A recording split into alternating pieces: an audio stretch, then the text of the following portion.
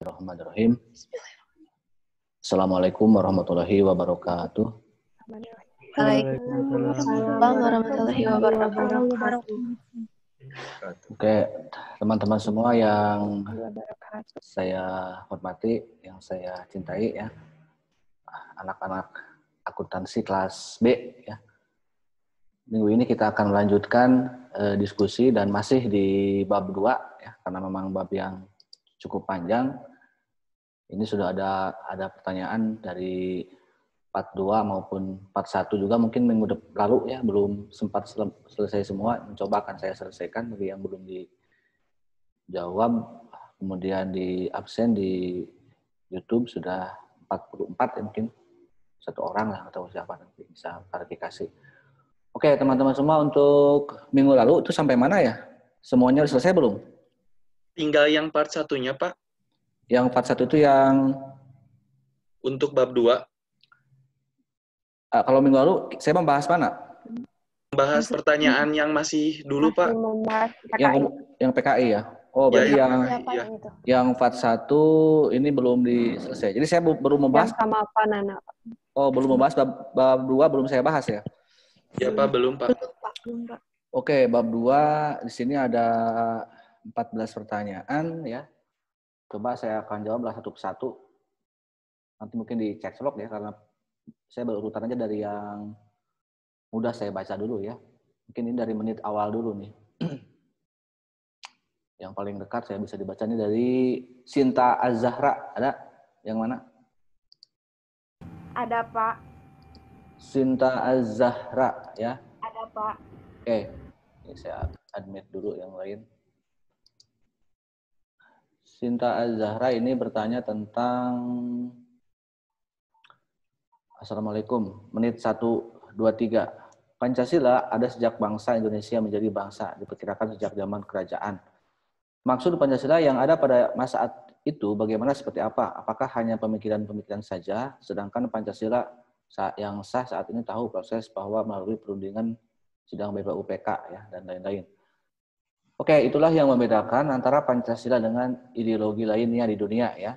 Karena Pancasila itu ya, walaupun dibahas dan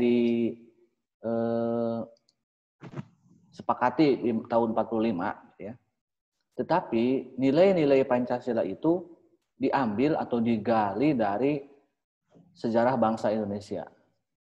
Dari mulai kerajaan awal ya sampai pada masa saat ini atau saat itu ya, pada sudah memasuki era modernisme.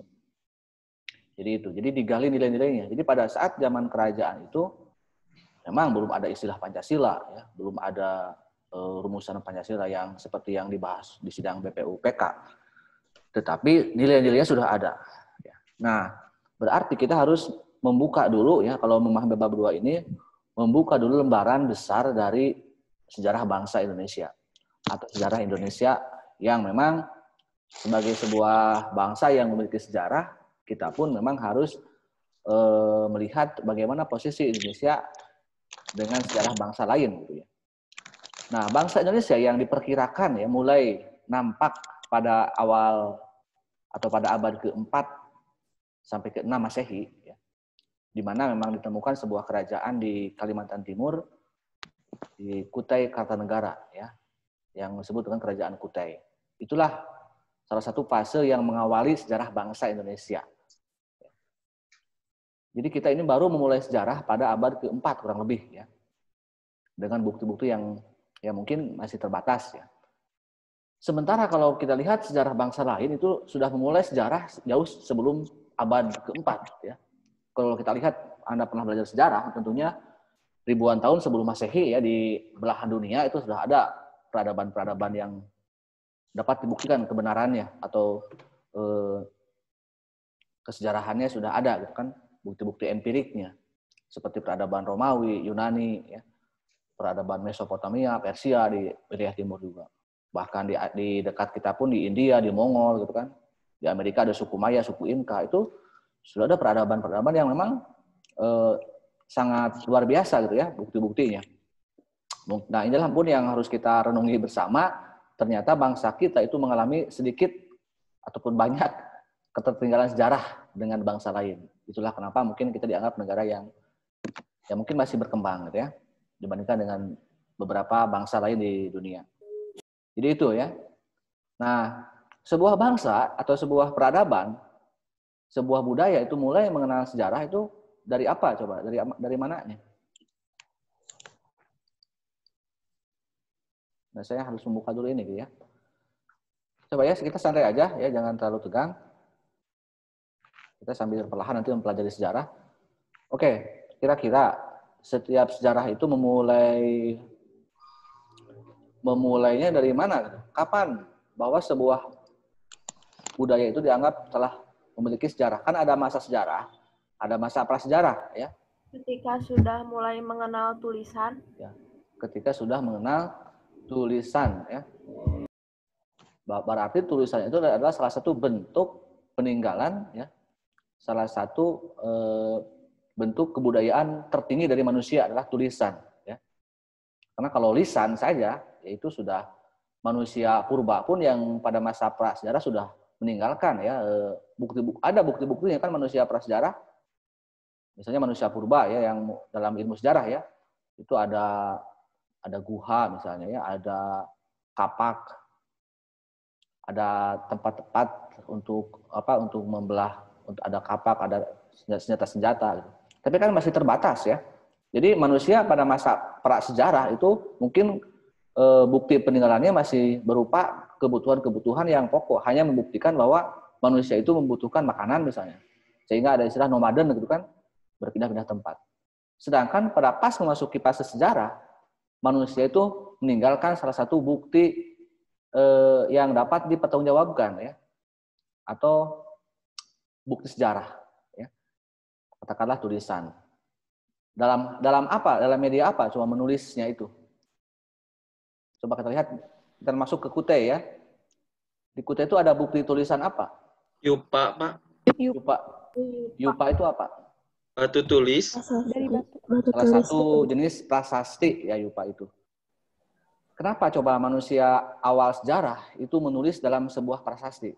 Apa sih benda apa yang dibuat oleh prasasti, yang dibuat menjadi prasasti itu? Batu, Pak. Ya. Batu, Pak. Batu. Kenapa? Soalnya yang tersedia saat itu batu. Ya. Belum tersedia Kertas belum ada. Ataupun yang itu belahan Ya. lontar, Pak. Ya, jadi memang tidak menulis dalam status misalnya di WA-nya ataupun Enggak, Pak. di Facebook-nya gitu kan. Belum ada, Pak, belum di founder. Iya. Bahkan nggak apa-apa misalnya, kenapa tidak menulis dalam hatimu saja misalnya gitu ya. Karena memang dalam hati itu tidak bisa dibaca gitu kan ya oleh makhluk masa depan.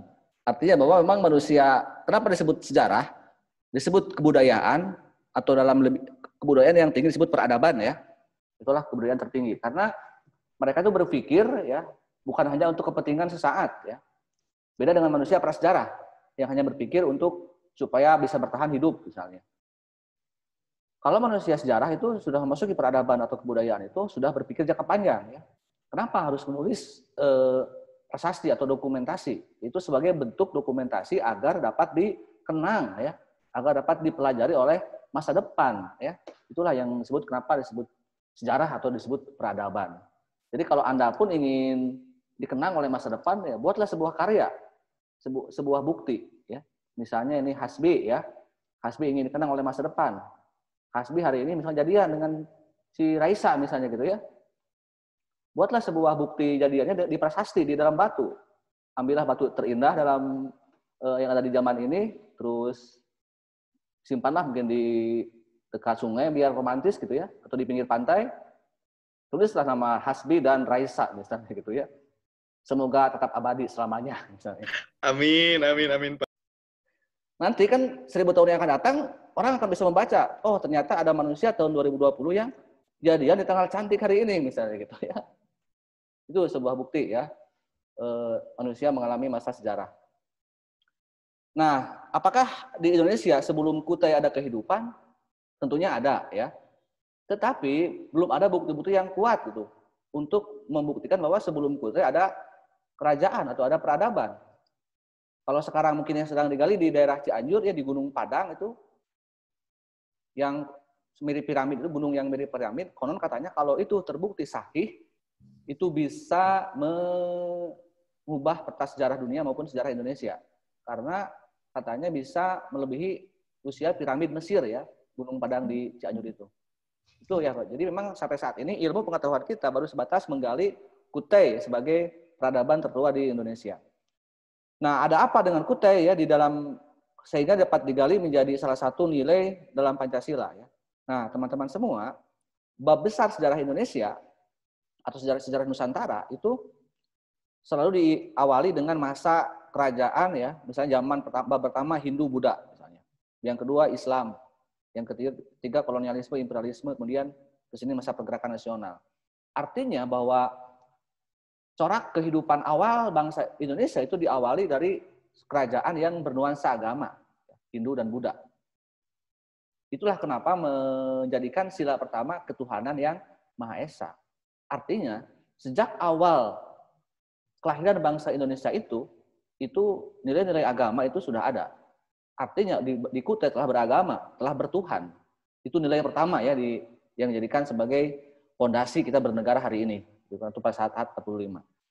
Bahkan nenek moyang kita pun yang sebelum masa prasejarah, sebelum adanya pengaruh Hindu Buddha itu memiliki keyakinan atau agama yang disebut animisme dan dinamisme.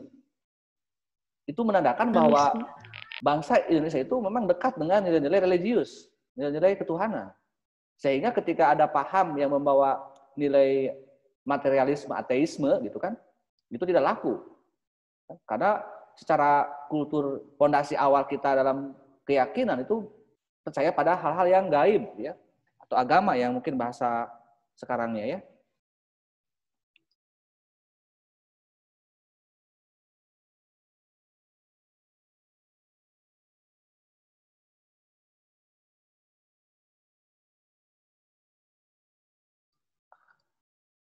Oke, lanjut ya. Jadi ada nilai ketuhanan, ada nilai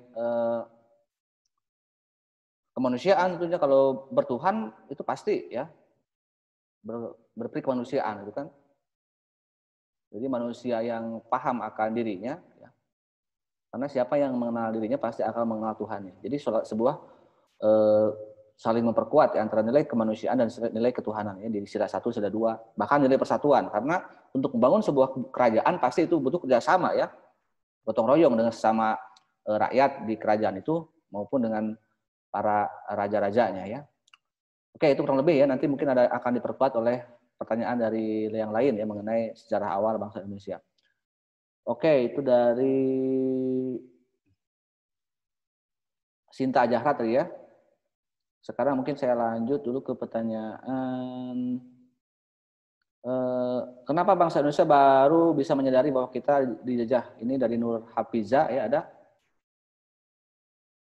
Hasbi ini tentang BPUPK.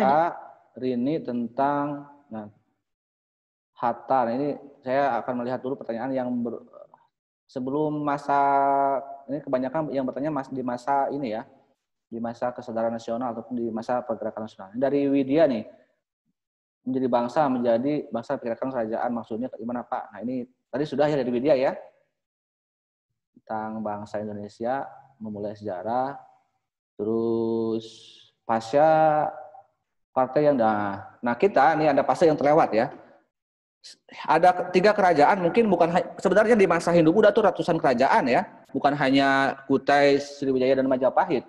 Tapi itulah mungkin paling tidak, karena kita ini bukan pelajaran sejarah, bukan mata kuliah sejarah, jadi kita hanya membahas gambaran-gambaran terbesar. Artinya memang ada nilai. Ya. Kutai itu mewakili peradaban pertama ya, atau kerajaan pertama. Kemudian Majapahit itu Sriwijaya itu mewakili era Buddha ya, dan di daerah Sumatera. Nah, Sriwijaya ini memang selain di Sumatera dan di daerah dan kerajaan bercorak Buddha, Sriwijaya juga ini salah satu bentuk negara maritim ya, karena wilayahnya sudah cukup luas ya, bisa menaklukkan wilayah-wilayah selain di wilayah hubungannya sudah lintas batas ya, sudah lintas benua malah kan ya. Bahkan di dalam sejarah Islam ya, Umar bin Abdul Aziz saat itu khilafah Islam di era dinasti Utsman itu pernah ada surat dari Baraputra Dewa ya, kerajaan Sriwijaya meminta bantuan mungkin kepada Khilafah Utsman bin Abdul Aziz untuk meminta bantuan seperti karena pusat pendidikan ya. Sriwijaya itu pusat pendidikan. Di sana ada Dharma Kitri, seorang dosen yang terkenal pada saat Sriwijaya. Sehingga terbuka ilmu pengetahuan ya. Bahkan ya tadi pada khilafah Islam pun di era Umar bin Abdul Aziz itu meminta bantuan ya untuk belajar tentang ilmu agama mungkin atau ilmu pengetahuan tentang Islam saat itu ya. Itu ada buktinya ya, hubungan antara khilafah Umar bin Abdul Aziz dengan kerajaan Sriwijaya. Dan banyak sekali yang digali ya menjadi fondasi dalam bernegara. Karena kebanyakan juga tokoh-tokoh pendiri bangsa seperti Muhammad Yamin maupun Muhammad Hatta itu merupakan orang Sumatera, bukan yang memang pasti sangat kental dengan budaya Sriwijaya sebagai kerajaan besar mungkin di daerah Sumatera. Palembang ya kalau sekarang di daerah Sumatera Selatan. Itu ya. Jadi banyak nilai-nilai seperti konsep keadilan ya, adil makmur itu adalah konsep-konsep dari peninggalan masa Sriwijaya. Yang ketiga adalah Majapahit. Nah, di Majapahit itu selain kerajaan yang besar yang menaklukkan wilayah-wilayah Nusantara juga hidup atau ada di Pulau Jawa ya. Dan memang Indonesia saat ini adalah memang mau tidak mau ya sebagai budaya Jawa karena mayoritas suku Jawa gitu kan. Sehingga sangat kental ya. Jadi wajar para tokoh-tokoh bangsa menempatkan Sriwijaya atau Majapahit sebagai kerajaan yang banyak dibicarakan dalam setiap konteks sejarah. Ya nama-nama termasuk nama Pancasila pun ya itu Soekarno menggali dari nilai Majapahit gitu karena Soekarno kan seorang Jawa juga. Bahkan Semboyan, Bhinneka Tunggal Ika dan sebagainya. Itu juga merupakan peninggalan kerajaan Majapahit ya. Jadi banyak hal yang mungkin yang dapat digali ya. Walaupun tadi ya tidak semua wilayah Nusantara juga menaklukkan Majapahit. Seperti halnya kerajaan Sunda ya, Pajajaran itu tidak pernah takluk oleh Majapahit. Tapi bukan hanya Majapahit itu ya. Jadi syarat untuk menjadi sebuah negara Indonesia di tahun 45 nanti adalah salah satunya ya. Salah satunya adalah wilayah penaklukan Majapahit. Tapi tidak semua juga kan gitu. Karena nanti ada sejarah lainnya yaitu kolonialisme. Malaysia, Singapura, Filipina kan tidak masuk ke Indonesia karena ada walaupun sama-sama Majapahit tapi berbeda ya sejarah berikutnya. Lalu kemudian Jawa Barat kenapa menjadi Indonesia misalnya, tidak menjadi kerajaan Sunda misalnya. Atau seperti halnya dulu di Tasik ya, di Selecau itu ada kerajaan Sunda apa gitu. Sultanan gitu ya. Ya karena memang ya nanti ada sejarah berikutnya ya. Waktu tahun kemarin ya, awal-awal tahun sebelum corona kan heboh kerajaan-kerajaan mistis ya di Indonesia ya. Ada Sunda Empire gitu kan dan lain-lain gitu. Jadi memang ada memori masa lalu ya. Mungkin nantilah di next atau bukan bab di fase berikutnya akan saya jelaskan hubungan antara kerajaan dan masa modern. Oke, jadi itu ya tentang setelah munculnya Majapahit atau Hindu-Buddha ya perlahan Majapahit runtuh. Kemudian masuklah pengaruh baru yang disebut dengan Islam ya. Islam itu memang tidak banyak dibicarakan ya di dalam sejarah Indonesia. Tetapi memang Islam menjadi agama mayoritas. Itu kenapa bisa seperti itu? Bahkan tidak lama dalam hitungan waktu yang cukup lama, mungkin hanya berapa tahun ya, selang atau 100 atau 200 tahun, itu kerajaan Islam berkembang di Indonesia, tidak sampai 1000 tahun ya. Karena abad ke-16 kita sudah masuk ke masa kolonialisme ya, abad ke-16. Jadi jarak antara runtuhnya Majapahit ya, dengan kolonialisme itu tidak terlalu jauh, paling selisih 200 tahun ya, atau 100 tahun. Sementara di sana diselang antara runtuhnya Majapahit dengan kolonialisme itu ada kerajaan Islam ya, yang tadi saya bilang itu mendominasi wilayah Indonesia. Hampir seluruh kerajaan yang awalnya Hindu-Buddha menjadi kerajaan Islam. Apa faktor utamanya coba? Ada yang bisa jawab nih? NASA yang off saya tanya, yang off videonya. NASA kenapa Islam bisa menyebar dengan cepat dan diterima oleh mayoritas masyarakat Indonesia? NASA Tiara Haya. Hadir? NASA, halo? Sedang di NASA ya? NASA sedang di bulan? koneksinya jelek ya. Tidak apa-apa. Ananda, Sena, ada? Ananda, Sena, bisa dengar? Hadir, Pak. Kenapa Terdengar. Islam bisa diterima dengan baik di Indonesia dan bisa menyebar? Apa dengan cara apa umat Islam bisa menyebarkan? Bisa jawab? Ananda?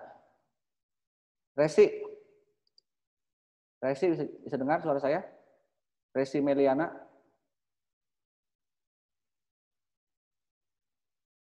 Resi Meliana? Delsi Amalia? Dede Hayati?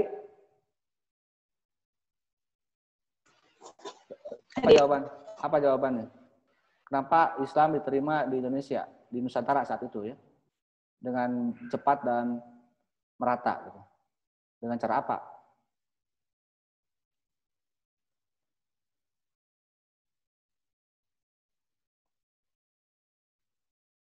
Oke, ada yang bisa jawab? Saya, Pak. Saya mau Siapa? coba, Pak. Saya, Siapa? Pak. Saya, Pak. Saya, Pak. Satu-satu. Yang pertama dulu. Menurut saya, Islam mudah Yang nama dulu. Nama. Saya Sinta Azahra, NPM 203-403-034. Izin menjawab, menurut saya, Islam mudah diterima di Nusantara karena Islam itu lemah lembut, terus tidak memaksa orang lain buat masuk Islam, dan syarat masuk Islamnya mudah. Terus Islam itu tidak mengenal kasta. Begitu, Pak. Oke. Oh, kita jangan dulu di-off-kan. Saya mau tanya.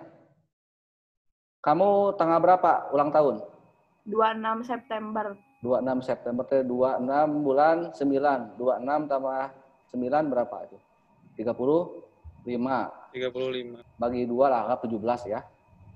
1, 2, 3, 4, 5, 6, 7, 8, 9, 10, 11, 12, 13, 14, 15, 16, 17. Ini M. Gridiansah. Selain dengan itu apa aja? Kenapa Selain Islam itu, dengan jalur apa aja lah? To the point aja coba. To the point kenapa Islam diterima? selain karena memang penyebarannya juga yang telah disebutkan oleh Sinta Aja Rajaki itu lemah lembut, dan mungkin penyebarannya juga melalui jalur perdagangan karena Indonesia juga letaknya strategis, maka dari itu Islam bisa masuk dengan mudah. Jalur perdagangan ya. Ya. Oke, jadi ada poin penting tadi, tidak mengenal kasta ya, dan lemah lembut, damai, terus ada juga perdagangan. Selain jalur itu juga coba, apakah ada jalur mandiri misalnya atau jalur SBMPTN? Ada, Pak, Jalur apa? Hasbi? jalur pernikahan, pendidikan juga termasuk. Oke, jadi pada intinya itulah ya, Islam bisa masuk karena kalau bahasa PK itu grassroots ya. Karena tidak mengenal kasta, jadi masuk ke masyarakat. Karena memang pada saat hidup Buddha berkembang, ada jarak antara rakyat dan penguasa gitu, raja dan rakyat. Jadi tak terjangkau oleh penguasa. Kalau Islam kan langsung ya masuk ke masyarakat, apalagi ada hubungan dagang, hubungan bisnis ya, bukan ekonomi.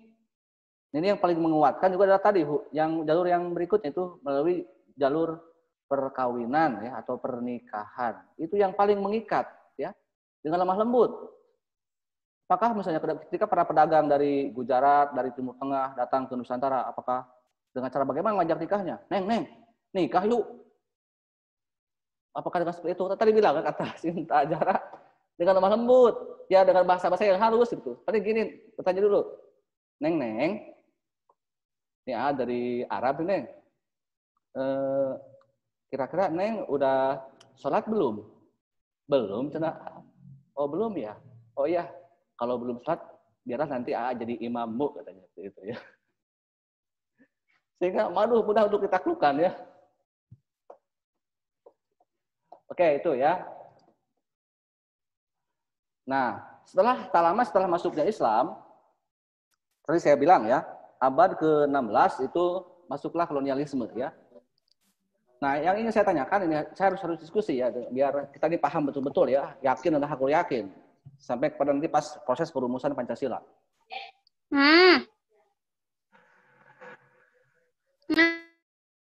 Oke, saya lanjut ya. Kan ada kedatangan bangsa Eropa, ya. Itu disebut masa kolonialisme dan imperialisme. Kenapa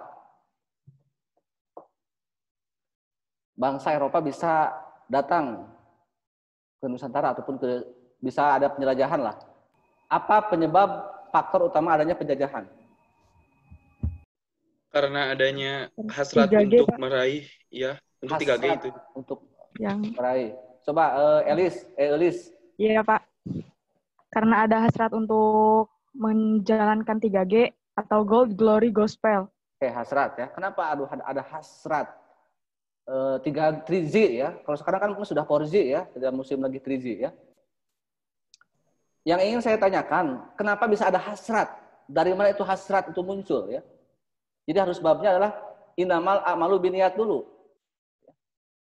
Kenapa? Apakah tiba-tiba ada hasrat misalnya? Orang Eropa tiba-tiba pagi hari ada hasrat, aduh saya punya hasrat untuk berkeliling misalnya, untuk ke Cigalontang. Apa yang menumbuhkan adanya hasrat itu? Ini harus paham ya Anda. Kenapa orang Eropa bisa tahu, bisa ingin menjelajahi dunia? Untuk membuktikan teori bumi itu bulat, Pak, yang pertama. Terus untuk mencari pasar dan juga mencari bahan baku untuk industri di negara mereka. Oke, betul. Serta memperluas perdagangan pada saat itu. Betul.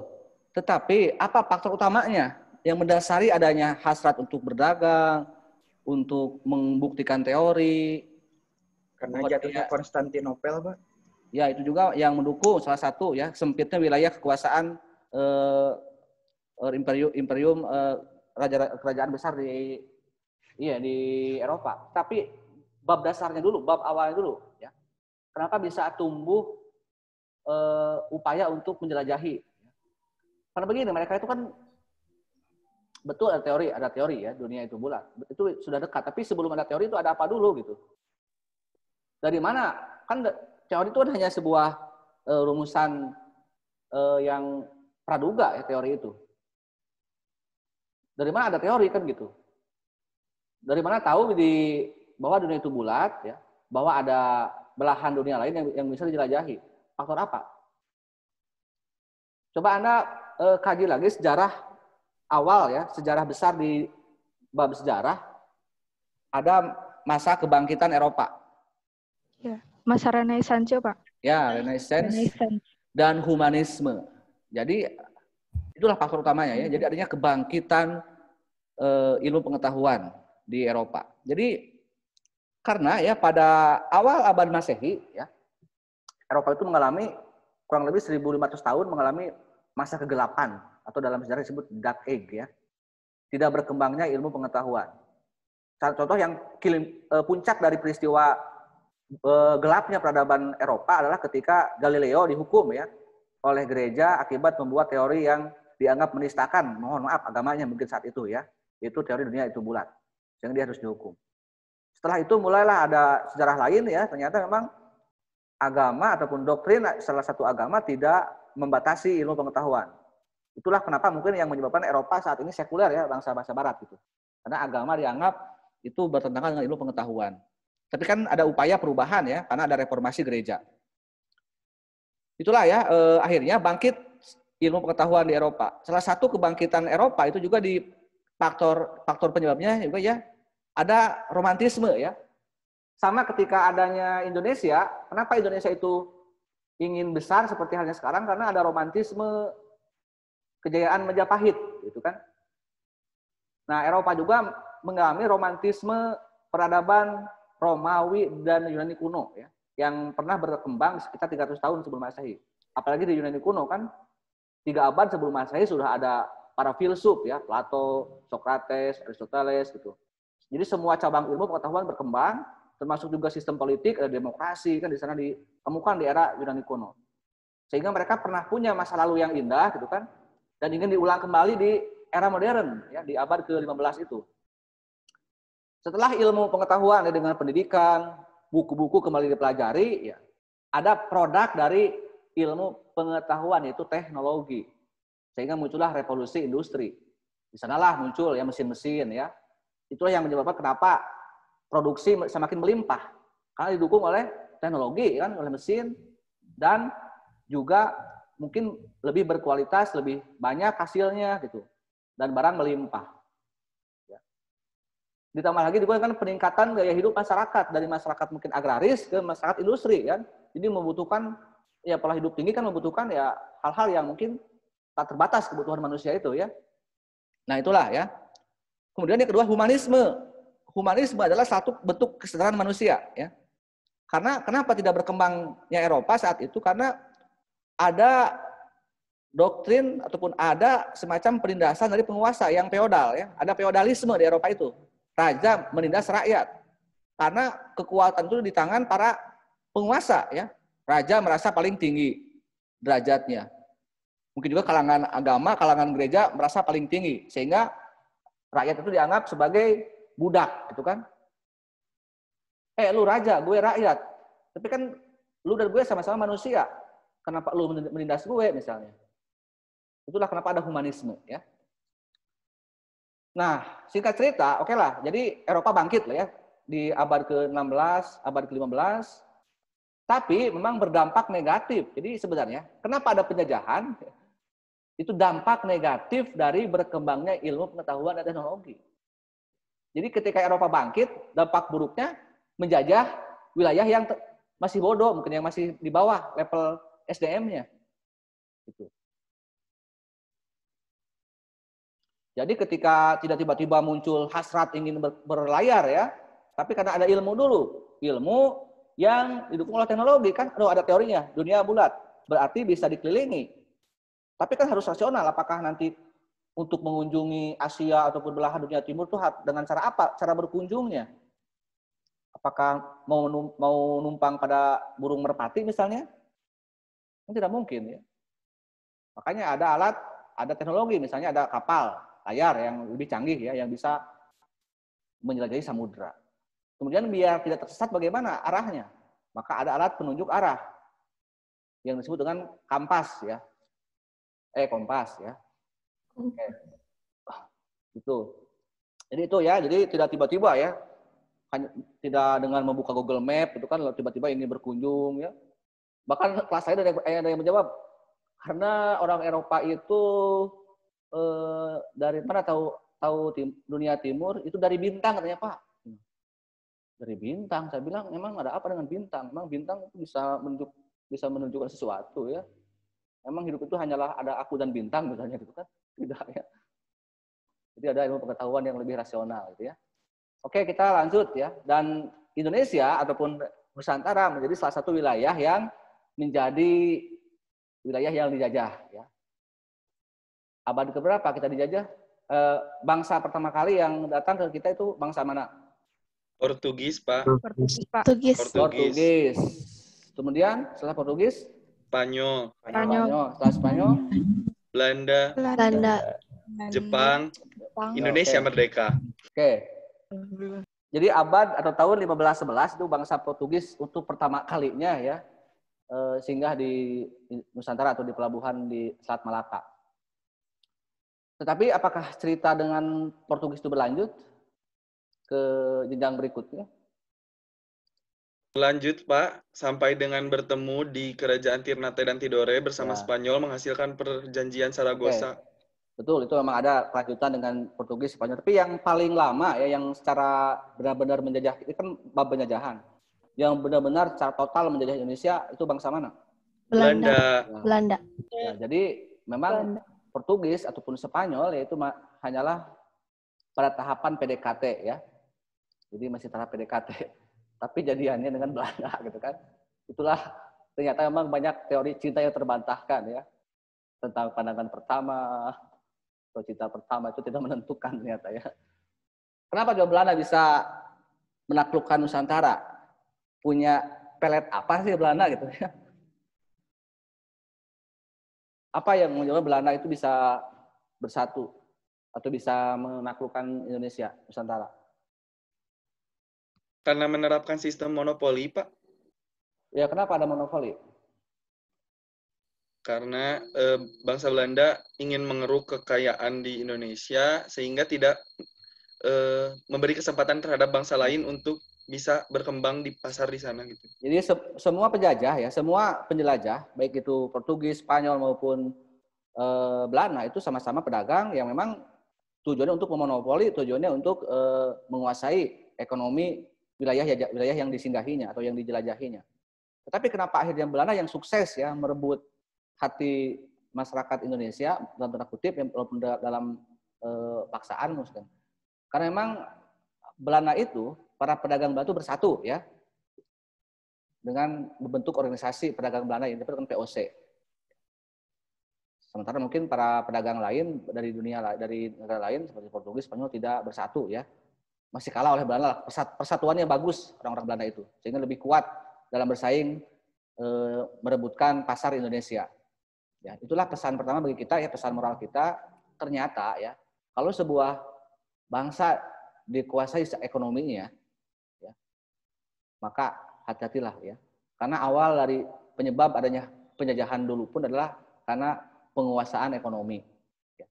Sekarang mungkin dalam era baru ya, dalam neokolonialisme, kita mungkin tak sadar ya, tak terlihat, tak nampak. Tapi dengan adanya investasi dari asing misalnya, hutang luar negeri, nanti pun akan terjajah seperti halnya dulu kan itu. Itu terbukti ya. Dulu Orde Baru bangkrut karena memang adanya IMF kan itu yang memberi hutang besar dan tak mampu membayar. Sekarang pun mungkin dengan kemarin Omnibus Law itu mungkin sudah satu warning bagi kita ya. Memang hati-hati dalam ekonomi ya gitu.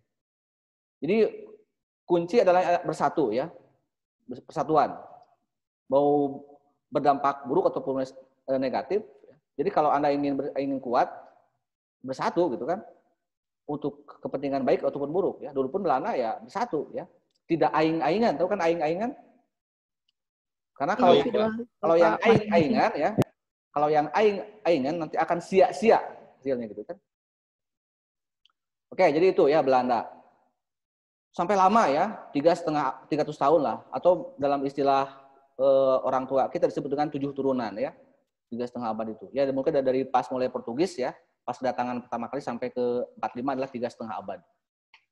Tapi itulah ya, kita memang cukup lama ya. Usia kita merdeka yang baru 75 tahun dengan usia kita dijajah itu jauh, masih melebihi usia penjajahan. Artinya mungkin ya darah-darah kita mentalitas sebagian mentalitas bangsa kita itu memang ada trauma ya terhadap penjajahan ya.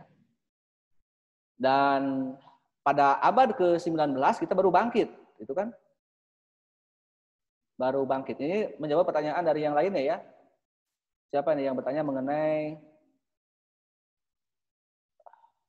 part 1 ya, ini masih part 1 kita. Yang dari Nur Hafizah ya. Kita baru jadar setelah kita jajah kuliah di luar negeri. Ini kita masuk ke kebangkitan nasional ya. Terus juga dari siapa ini yang bertanya mengenai nasional timbul. Nah, dari Elis ya. Tentang adanya kebangkitan nasional, ada humanisme yang dari Elis, terus juga dari Sipianovia ya. Kenapa pada saat zaman Belanda hilang? Ya karena memang yang awalnya kita menerapkan budaya lokal ya, kearifan lokal seperti budaya kerajaan Hindu-Buddha, termasuk menerapkan sistem Islam di zaman kerajaan Islam, datangnya penjajah itu membawa budaya baru, budaya Eropa. Apakah nilai nasionalisme, nilai liberalisme, ya, humanisme itu adalah nilai-nilai yang dibawa. Memang tidak semuanya negatif ya, banyak nilai-nilai positifnya. Yang tadi akan menyebabkan juga kebangkitan nasional ya. Jadi ingat teman-teman semua ya. Jadi yang menjajah kita itu bukan bangsa Belanda ya, secara umum. Tetapi pemerintahan kolonial Belanda gitu. Jadi yang sekarang tiap hari membom Palestina itu bukan bangsa Yahudi atau bangsa Israel, tapi pemerintah Zionis Yahudi atau Israel gitu. Itu bedanya. Mungkin tidak semua orang Israel setuju akan penjajahan negaranya. Termasuk tidak semua orang Belanda juga setuju akan penjajahan terhadap Nusantara, terhadap Hindia Belanda saat itu. Karena di Eropa sudah ada paham humanisme ya. Yang sudah lama berkembang, ada partai-partai liberal di sana. Bahkan juga ada partai sosialis yang dibawa oleh Snaplit. Ya. Kan orang Belanda juga ada yang melawan pemerintahannya. Ini puncak-puncaknya ketika setelah perang Diponegoro ya, itu kan katanya Belanda cukup terkuras ya, karena untuk melawan perang gerilya Diponegoro itu memang cukup keteteran lah, walaupun kita kalah ya, Diponegoro, Mataram kalah. Tetapi memang cukup menguras, cukup modal Belanda yang terkuras ya, cukup sengit lah perlawanan Diponegoro dan kawan-kawan itu. Termasuk juga perang Padri di Sumatera ya. Nah, sehingga untuk membangkitkan ekonomi yang habis perang besar itu, Belanda harus membuat kebijakan baru, yaitu dengan kultur stetsel, ya, tanam paksa dan kerja rodi. Yang itu akibatnya berdampak pada penindasan, ya, pada perbudakan. Itulah yang kenapa kaum-kaum liberal dan humanis di Eropa, termasuk Van de Venter ya, yang membawa paham humanisme ke Nusantara, itu memberikan sebuah pesan ataupun kritik terhadap pemerintahan Belanda. Sehingga Ratu Wilhelmina pada awal abad ke-19 akhir atau awal abad 20 berkunjung ke Nusantara dan melihat betapa jauhnya ya kehidupan pribumi dengan negeri Belanda di Eropa. Padahal Belanda itu kan negara yang sempit wilayah daratnya ya. Hasil reklamasi kan itu pengangkatan dari dasar laut ke daratan itu. Dan itu butuh modal besar untuk membuat sebuah daratan itu kan.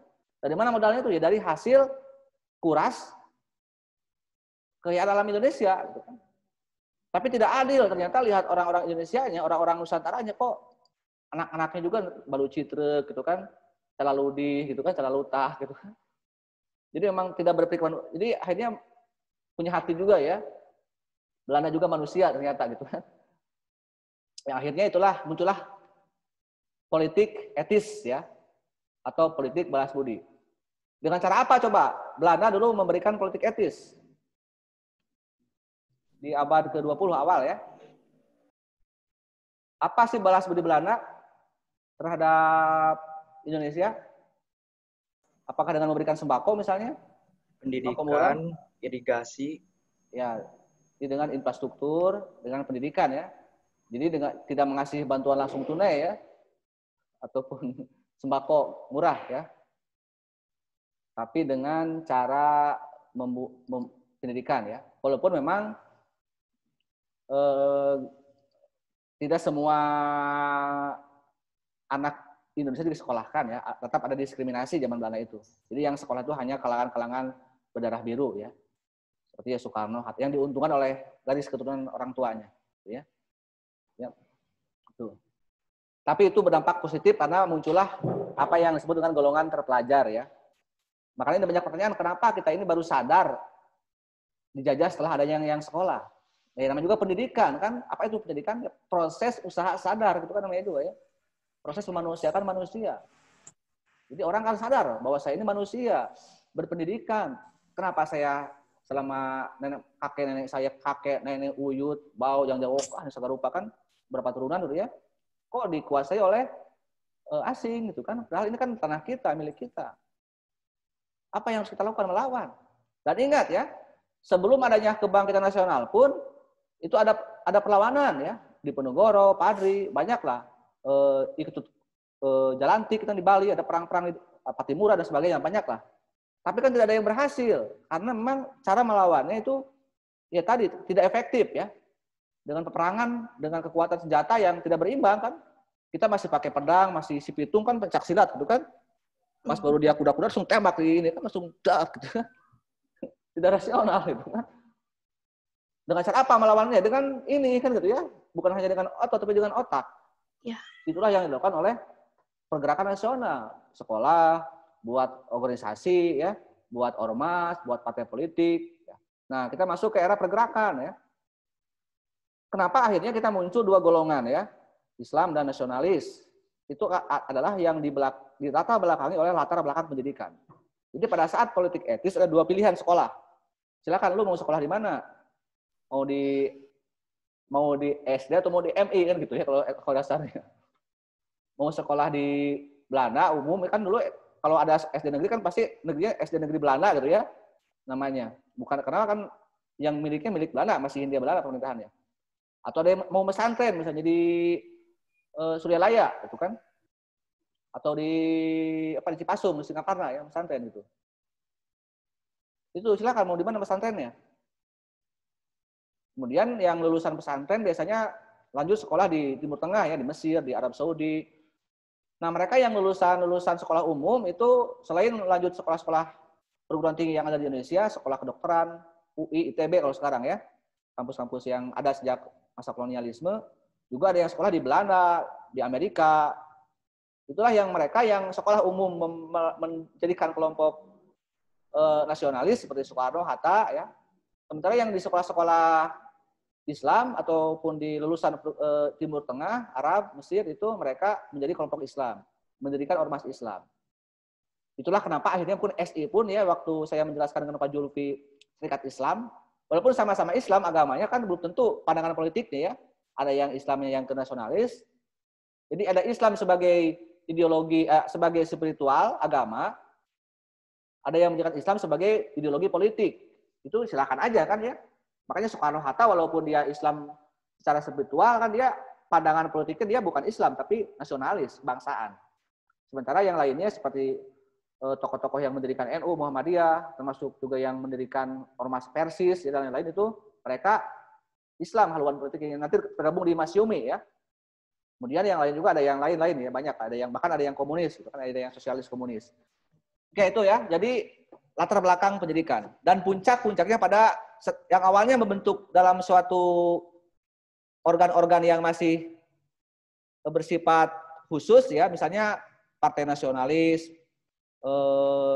yang memang terkonsentrasi di beberapa daerah, di Surabaya, di Bandung, di Semarang, Yogyakarta gitu, bahkan juga dari Jong Japa, Jong Aceh, Jong Ambon, Jong Sumatera itu masuklah nanti bergabung di tahun 28 di Sumpah Pemuda.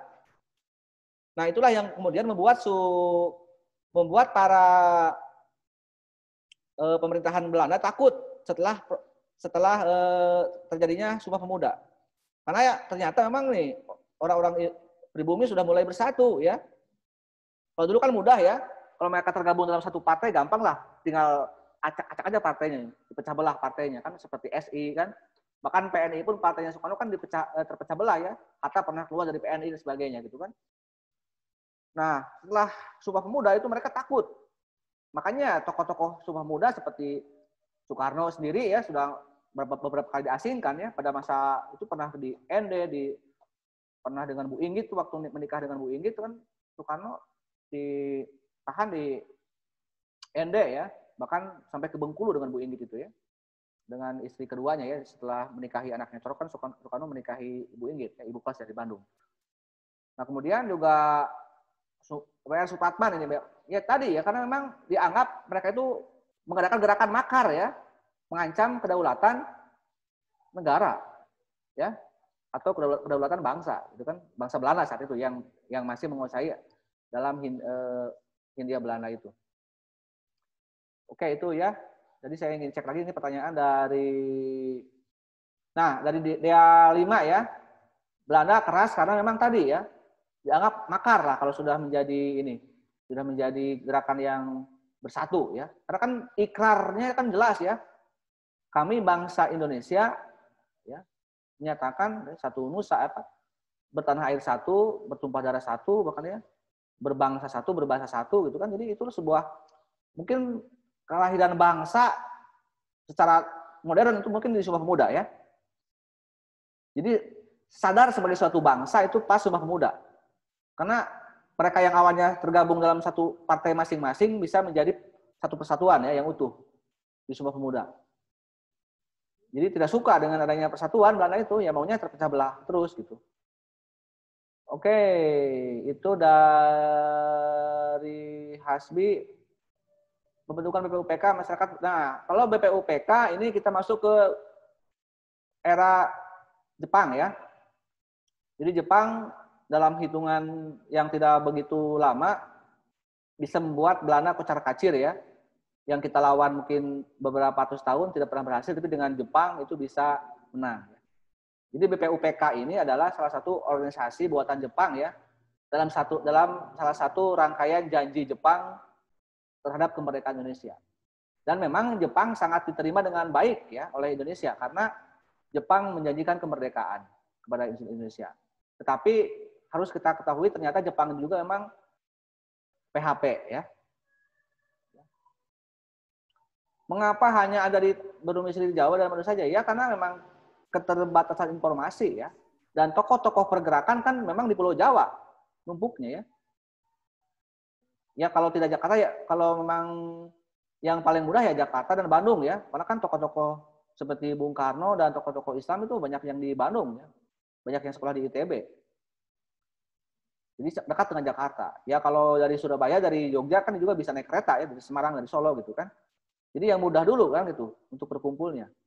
Dan mereka memang tidak hanya orang Jawa ya. Jadi Yamin, Hatta tuh walaupun dia orang Sumatera, tapi kan dia sudah lama tinggal di Jawa gitu kan. Jadi tidak hanya suku Jawa, suku Madura saja maksudnya ya.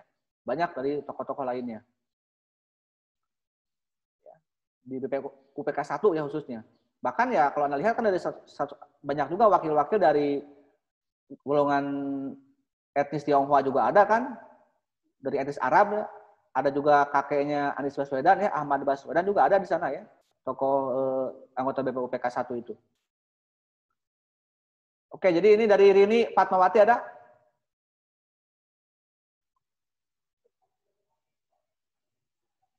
Rini mana Rini ada hadir? Ada, Pak. Ini tentang menyerahnya Belanda pada sekutu di Kalijati. Tapi juga ada yang menyebutkan 7 Maret. Hal ini karena kan tidak adanya dokumen yang jelas ya. Itulah mungkin kelemahan sejarah kita ya. Maunya yang enak-enak saja kalau mencatat sejarah. Jadi peristiwa kekalahannya Belanda oleh Jepang itu secara politik tidak menguntungkan Indonesia ya. Karena kan kita mereka harusnya ya atas hasil kerja keras kita. Tapi kita kan tidak jujur ya. Ternyata memang kita tidak mampu mengalahkan Belanda gitu kan. Itu ya salah satunya. Jadi memang tidak dikaji secara dalam gitu ya. Tentang kajian itu karena sekali lagi tidak menguntungkan Indonesia ya dalam sisi politik, sejarah politik ini tuh. Oke itu ya. Dari Rini, Hatta gap dengan Soekarno dan Yamin apalagi dengan Soekarno, apa yang menjadikan beliau gap? Ya. Nah, inilah saya kembali masalah sejarah ya. Muhammad Grediansyah ada? Hadir, Pak.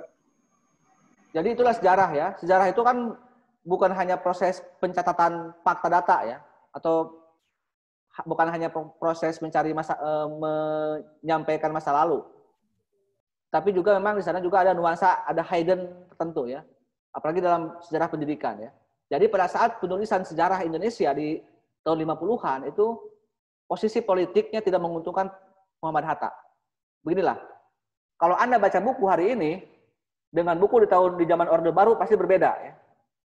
Misalnya di Orde Baru pasti banyak buku-buku tentang PKI itu jahat ya.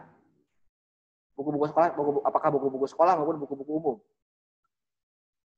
Jadi tergantung konteks zamannya buku itu kan. Sekarang mungkin PKI dianggap ya ada yang sebagian itu mah biasa aja kan itu. Bahkan ada yang menulis buku Aku Bangga jadi anak PKI dengan gagahnya kan gitu. Nah, jadi posisi itu tidak menguntungkan Hatta ya. Karena Hatta ya kan persaingan pengetahuan. Apalagi kan Yamin dulu menjabat sebagai Menteri Pendidikan. Dan ingat tahun 50 itu sudah ada perpecahan duit tunggal Soekarno-Hatta ya. Karena Hatta kan terlebih setelah Bung Karno menerapkan Asakom ya. Karena Hatta itu lebih liberal secara pandangan politik. Perbedaan yang agak mendasar antara Soekarno-Hatta tuh. Kalau Soekarno itu memang lebih nasionalis, sosialis ya, lebih ke sehingga bisa dekat dengan PKI, itu Soekarno. Kalau Hatta lebih liberal, kan itu dua ideologi yang bertentangan kan. Sehingga ya itulah. Yang awalnya dari masa mudanya dia selalu bergandengan tangan, bermesraan ya. Tapi kan akhirnya pecah juga ya. Bahwa memang cinta itu tidak ada yang abadi ternyata ya. Atau juga persahabatan ya. Oke, dari Elis tadi sudah ya. Dari Silvia hilang tadi sudah. Rismawati, Hatta gap berusan ya. Mohon penjelasan lebih lanjut Pak. Oke, itu masalah perbedaan sejarah ya, politik dan ideologi sedikit ya dengan Bung Karno dan tokoh-tokoh lainnya. Soekarno harus memproklamasikan kemerdekaan Indonesia. Pertanyaan saya, kenapa harus Bapak Soekarno? Karena dulu belum ada bapak saya ya, tahun 45. Bapak saya masih kecil. 45 itu Kenapa tidak yang lain ya? Tak akan ada cinta yang lain. Ya. Begini ya teman-teman semua, kalau Anda simak sejarah Indonesia dari masa perumusan Pancasila ya, dari bulan Mei sampai bulan Agustus lah setelah kemerdekaan, setelah dari BPUPK 1 sampai ke PPKI itu tidak ada perdebatan lain ya, kecuali yang didebatkan hanyalah proses perumusan dasar negara ya, atau konsep berbangsa. Tidak ada yang memperebutkan kenapa harus, siapa sih yang harus jadi pemimpin, ya? Apakah Soekarno atau Hatta atau siapapun. Tidak ada sama sekali perebutan kekuasaan di sana. Urusan siapa sih, kenapa harus Soekarno dan Hatta ya? Itu kan urusan mereka. Ya. Kenapa mereka itu sangat menghargai Soekarno Hatta? Bahkan golongan muda pun sampai ingin bahwa yang harus menyampaikan proklamasi harus Soekarno Hatta. Ya. Itu ya, jadi memang tidak ada perdebatan. Nah, kita akan paham tentang budaya Indonesia ya, musyawarah, mufakat. Ini pun nanti menjelas. Tadi siapa barusan tuh? Pertanyaan dari Ayu ya. Kenapa Soekarno? Menjadi bangsa berdeka saat kerajaan Widya Supratman meninggal.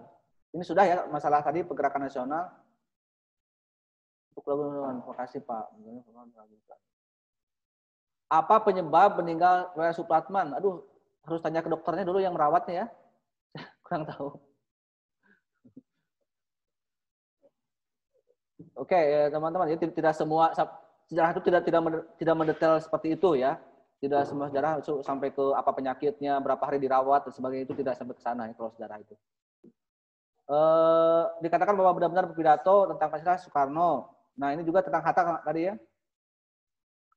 Mengapa tidak ada yang menjawab keinginan tersebut? Ya, semuanya juga berpidato ya. Tapi yang spesifik mungkin menjawab pertanyaan dari Dr. Rajiman hanyalah Bung Karno. Gitu kan? Dan memang kebetulan Bung Karno itu tokoh yang terakhir yang bicara, kan bisa menyimpulkan ya, jadi yang closing statement lah gitu ya. Jadi biasanya kalau yang terakhir itu bisa menyimpulkan, oh Supomo baru berbicara ini nih, Yamin baru ini, Hatta baru ini. Nah akhirnya Soekarno menjawab yang lebih spesifik gitu kan. Selain karena Soekarno orang cerdas, orang hebat, juga diuntungkan oleh waktu ya. Karena Soekarno bisa berpidato setelah mendengarkan yang lain dulu berpidato. Itu mungkin salah satu alasannya ya. Menit ke 0356 dikatakan bahwa partai yang dibentuk oleh Belanda. Pertanyaan apa yang menjawabkan Belanda membentuk partai di Indonesia? Bukan oleh Belanda, tapi orang Belanda. Tidak semua orang Belanda itu juga pro pada Belanda ya. Yang PKI bisa di-snaptit kan dia tidak berpro Belanda. Bahkan W.S. Dekker, Dr. Setiabudi juga dia walaupun darahnya Belanda, tapi kan dia hatinya Indonesia. Bahkan dia rela sampai mengganti nama yang menjadi Setiabudi ya, dan oleh Soekarno dinikahkan dengan gadis Indonesia, itu kan, itu salah satu bahwa darah itu tidak menjamin ya pandangan ideologi atau politik seseorang ya, itu. Nah, kenapa harus Soekarno ya? Jadi yang saya ingin tegaskan teman-teman semua, jadi dalam demokrasi musyawarah mufakat itu tidak ada orang kalau sudah berkumpul misalnya ya, dalam satu kumpulan organisasi dengan budaya Indonesia, dengan budaya musyawarah mufakat, akan tahu siapa sih yang terbaik di antara yang teman-temannya itu, kan?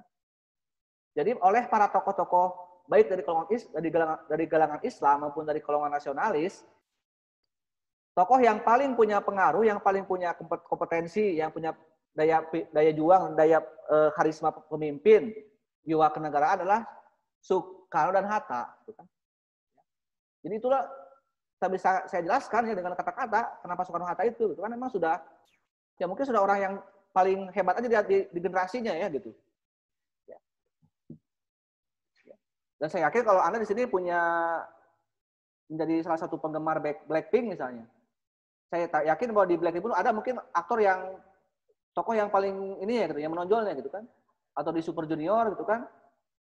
Bahkan di grup band seperti halnya di Dewa 19 ada Ahmad Dhani ya, di Peter Pan Noah ada Ariel gitu kan gitu. Jadi itu sudah biasa kan gitu ya, melihat karisma seseorang itu ya. Jadi tidak ada perebutan kekuasaan ya. Jadi mereka sudah meyakini bahwa Soekarno-Hatta yang paling layak menjadi pemimpin, gitu ya. Bahkan yang menandatangani naskah proklamasi itu kan Soekarno dan Hatta. Itu bukan atas nama presiden dan wakil presiden, ya ingat. Atas nama siapa coba? Atas nama bangsa Bangsa Indonesia, Indonesia. Pak. Ya, jadi atas nama bangsa Indonesia. Jadi jauh sebelum 45, baik itu oleh kalangan kelompok aktivis di Indonesia, oleh golongan tua, oleh golongan muda, semuanya itu pasti mengakui kehebatan duet itu ya. Bung Karno dan Bung Hatta. Jepang ini juga kan sama ya. Jepang sampai menculik Soekarno ya. Padahal kan Jepang sudah kalah ya. Tapi kenapa Hatta dan Soekarno diculik dan Dr. Rajiman sebagai ketua BPUPK gitu? Karena agar tidak tahu kekalahan Jepang. Itulah bukti yang saya bilang tadi, Jepang itu hanya bisa berjanji ya. Palsu janji Jepang itu ya, memberikan harapan yang tak pasti gitu kan. Harusnya ya setelah sidang BPUPK yang kedua, setelah 16 Juli, itu kan tinggal merdeka kita itu. Tetapi kan kita baru merdeka di tanggal 17. Apakah itu karena Jepang ngasih kemerdekaan? Bahkan ada peristiwa Hiroshima dan Nagasaki tanggal 6 dan 9. Itu sudah kalah jelas telak ya Jepang itu. Sudah telak tilu lah gitu. Lalu kenapa kita bisa merdeka coba? Jepang tidak kalah ya. Sudah kalah. Soekarno juga tidak mau merdeka karena sedang dibawa holiday oleh Jepang. Ke Saigon kemana gitu. Lalu kenapa kita merdeka tanggal 17? Atas apa kita merdeka? Coba ada yang bertanya, sebelum kita akhiri ya.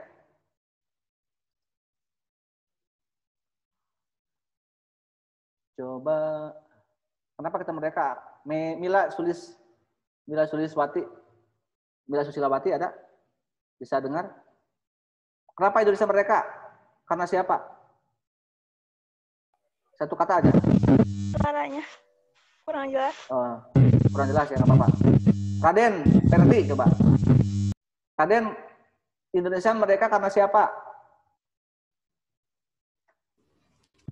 Tokoh para pahlawan. Tokoh para pahlawan. Anggia, Rizky, karena siapa Indonesia merdeka?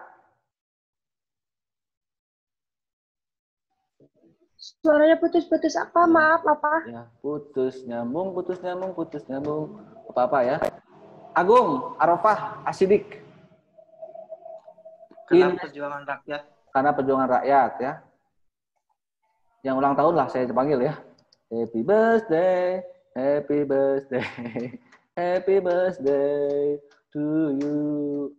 Abi Husni ulang tahun ya? Enggak, Pak. Kenapa tuh nggak ulang tahun tuh? Harusnya ulang tahun hari ini biar kasih hadiah sama saya gitu ya. Oke, kenapa Indonesia merdeka? Karena siapa? Pak, kirain mau jawab. Ya, karena siapa Indonesia merdeka? Karena keinginan kuat golongan muda untuk cepat memproklamasikan, Pak. Keinginan kuat ya. Riki Muhammad Fauzan. Riki bisa dengar? Indonesia merdeka karena siapa?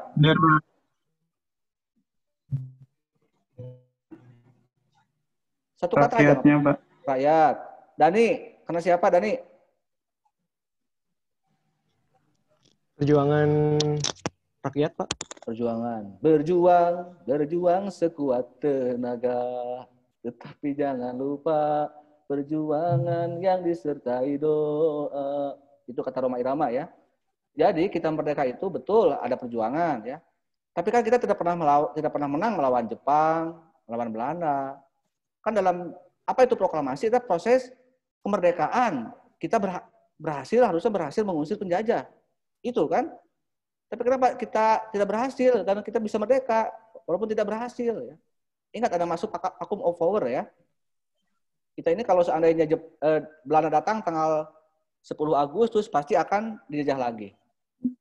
Singkatnya ya, menit terakhir ya. Minggu depan kita lanjut ya di part 2. Kita merdeka jawabannya ada di alinea ketiga pembukaan UUD 45 ya. Atas berkat rahmat Allah yang Maha Kuasa Allah yang Maha Kuasa. dan dengan didorong oleh keinginan luhur. Oke, itu ya. Sampai jumpa lagi minggu depan ya, kita lanjut. Masih banyak bab yang belum kita selesaikan di bab 2 ini. Mohon untuk sabar ya, kita menuntaskan bab 2. Selamat pagi menjelang siang. Mohon maaf apabila ada yang kurang berkenan ya di hati teman-teman semua. Assalamualaikum warahmatullahi wabarakatuh. Waalaikumsalam warahmatullahi warahmatullahi wabarakatuh. Terima kasih Bapak. Jazakallah. Bapak. Terima kasih, Bapak.